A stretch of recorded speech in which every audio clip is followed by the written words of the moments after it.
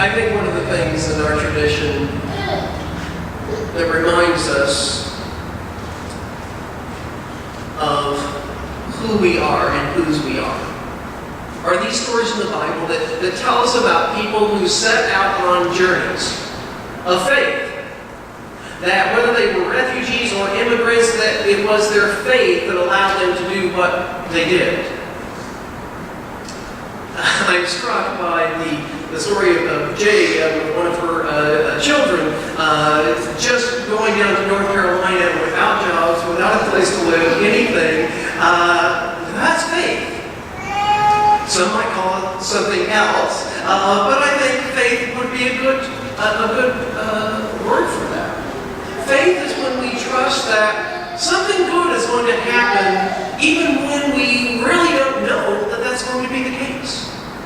Abraham set out on a journey hundreds, if not thousands of miles from where he was in his homeland of Ur, up into present-day Turkey, and then after spending years there and flourishing, going down into what is now Israel and flourishing there as well. This would not have been the case if there, in those countries, or those people in those countries, if they had policies in which rejected the immigrant, rejected the refugee. But Abraham and his family were able to flourish. And it's interesting in this story how Abraham, at 99 years of age, that's the way we look at some of the other biblical texts of how old he was, and then in comparing 99 years, and Sarah was 90, it says at the time, that at this time, that as he was sitting on a hot day outside his tent, perhaps right in the shade of his tent, he all of a sudden noticed 3 men standing in the camp. And it says that he ran. He didn't walk, he ran to them. We remember in Jesus' story about the parable of the prodigal son and how the father ran to the child who had come back. And with the same sort of hospitality and radical welcome, Abraham does this very thing. He runs to these 3 men whom he does not know. Moreover, it says that he considered it to be a visitation by God. Now, I don't think Abraham for a second would have said these 3 individuals are God, but he treated them as if they were God. As if he was hosting God's Son. That kind of extravagant welcome. It's a good question for us. How would we treat somebody if we actually believed that it was God in the flesh, or Jesus, who was coming and visiting our country? Would we respond differently than we do to those who try to get into our country today? Abraham not only ran, but he promised them off the cuff. He said, please stay just a while. Let your servant. And he was putting himself as a servant to them, as one who was coming to their need and his aid. Now, it's interesting that by this time, commentators have said that Abraham would have not only had his son, we know that he already had a son in Ishmael, who he had with Hagar, his kind of alternative wife, but he likely also had a large flock, and he had hired hands, because we know in this story that he had one of his hired hands to prepare the meal. So this is a man that has grown to have considerable power and influence. 3 men coming into his camp would not have been intimidating to him at all. But he instead gives hospitality as if he was fearing for his life. But he's not fearing for his life. So he asks, what was it in Abraham's past that allowed him this kind of compassion, this kind of hospitality for those who were just traveling along the way? Well, in ancient cultures, it was considered almost a duty to help those who were traveling, or those who were immigrating to your country. Oftentimes when people because of a famine. We know from other biblical stories like Naomi and Ruth. Naomi, with her husband Elimelech, traveled to a foreign country from Israel, from Canaan, into another country, and where they met Ruth and her sister Orpah, and they had their children to marry the children of the native people there. And when many of them died and Ruth or Naomi herself was all alone, we see that Naomi actually took with her two of her daughters-in-law. One of them actually stayed with her, Ruth, and went all the way back to her country when she decided it was time for her to go back. We are a faith in whom ancestors are refugees,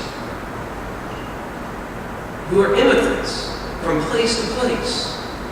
We know this, that the Israelites were captive in Egypt for a long time.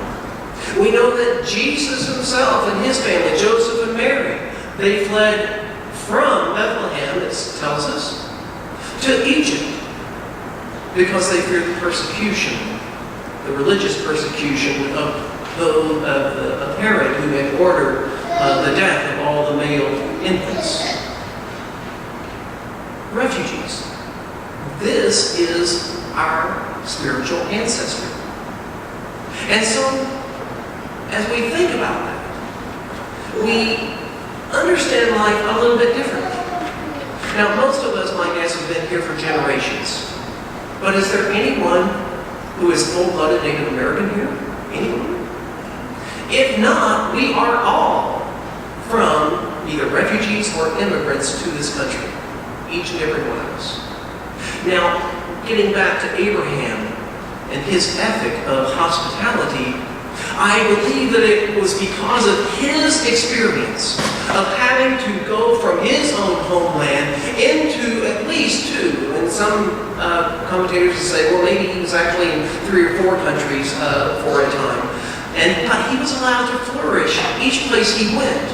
And I'm sure that had a powerful impact on his own psyche. That wherever he went, he was not only welcome, but he was allowed to flourish.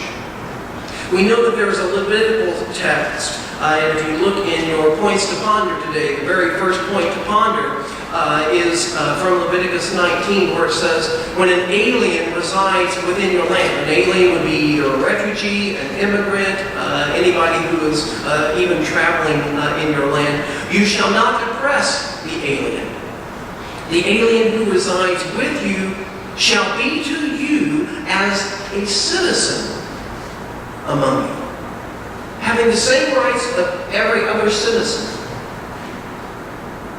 You shall love the alien as yourself. Does this sound like something Jesus said? You shall love your enemy. You shall love one another, your neighbor as yourself. And then here's the kicker that reminds us of our history. For you were aliens in the land of Egypt. I am the Lord your God.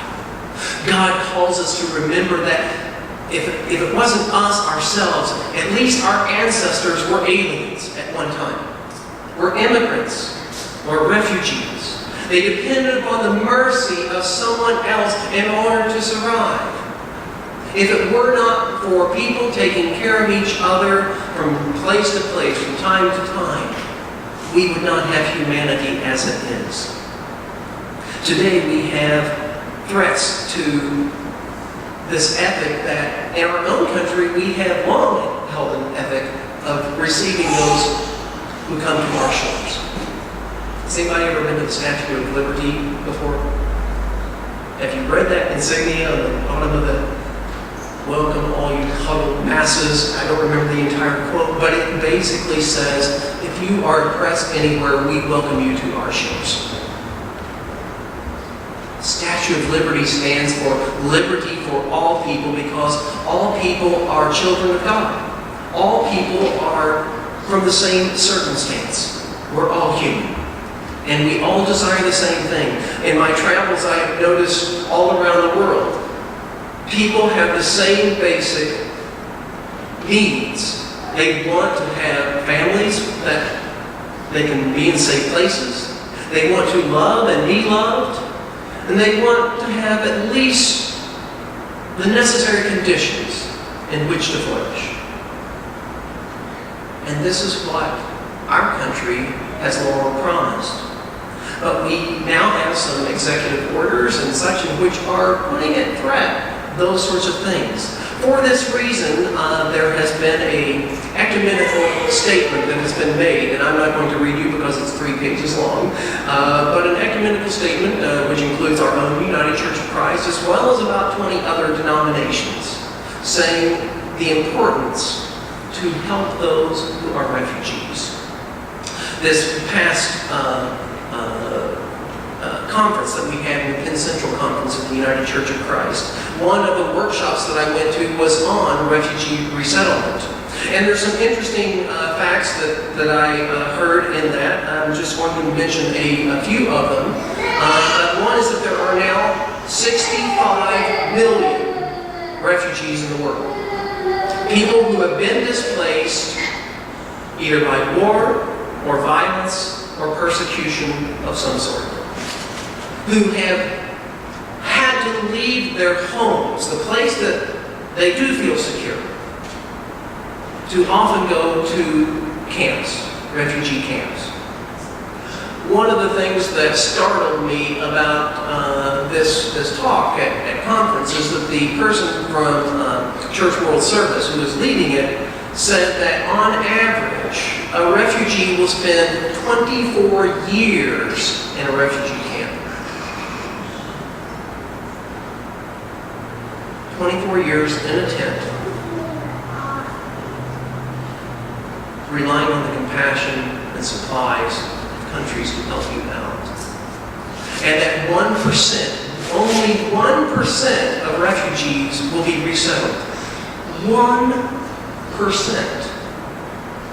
Now, if 1% is of 65 million refugees, that means 6.5 million refugees will be resettled somewhere elsewhere in the world, which will still remain about 58,000 people who will not be, or 58 million that will not be. And at this time, our own country is cutting back our annual supply of refugees. Last year, we allowed 85,000 refugees into this country. 85,000. Which is less than places like Lebanon and Turkey and others who have already allowed in over 1 million. I believe one of the countries has already let in 2.8 million refugees in the last couple of years. Now, our country has been really good about allowing refugees in. In fact, since 1975, we have let in over 3 million refugees in this country. But now, our policies are reversing. And we're saying no to the immigrant, no to the refugee, those who have been outcasts. And our text today reminds us of one of our most important spiritual ancestors, Abraham himself, had been displaced from his home, whether by his own choice or by force. We do not know. But we remember his hospitality because of his own experiences, that he went out of his way to not only give bread and water to these 3 visitors, but to give them milk and curds, which would have been a luxury in that society. Killed a fatted calf so that it could feed these 3 men. This fatted calf could have probably fed over 100 people. He asked his wife to make 3 measures, to take 3 measures of flour to make cakes for them. Now, we don't know what a measure is usually, except for a commentator reminded me that 3 measures would be equal to about 34 quarts. We're talking a feast. Now, obviously, those 3 men didn't eat all of that. But guess is that Abraham had and his entire company, all of his servants and such, to join with these three men to have this feast. But he wanted them to feel like they belonged, like they were part of his family. And isn't that exactly what we would want to have happen if we were displaced? It comes down to that. As I was thinking about this sermon, I was thinking, there may be a very good reason for the golden rule in our Judeo-Christian Islamic tradition. All three religions, by the way, have the golden rule and honor it very much. The golden rule is treat others as you want to be treated yourself. And when we apply that rule, we cannot help but think that if we were outcast, if we were persecuted, if war drove us from our own homes, would we not want people to be compassionate to us? The recommendation of this ecumenical group of people, of leaders of different denominations in the United States, reminded us that each of us need to do our part. We need to contact our local authorities.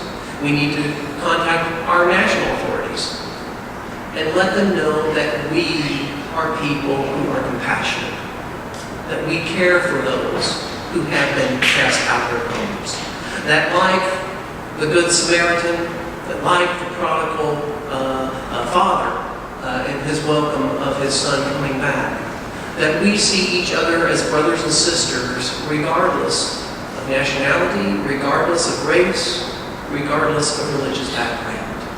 We are Christians. We are people who believe that all people are children of God. Are we not?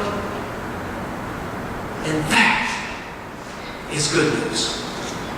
That no matter who you are or where you are from, that if you come to a Christian community, hopefully, unfortunately this is not always the case, but hopefully, we will get better at welcoming you as our own family.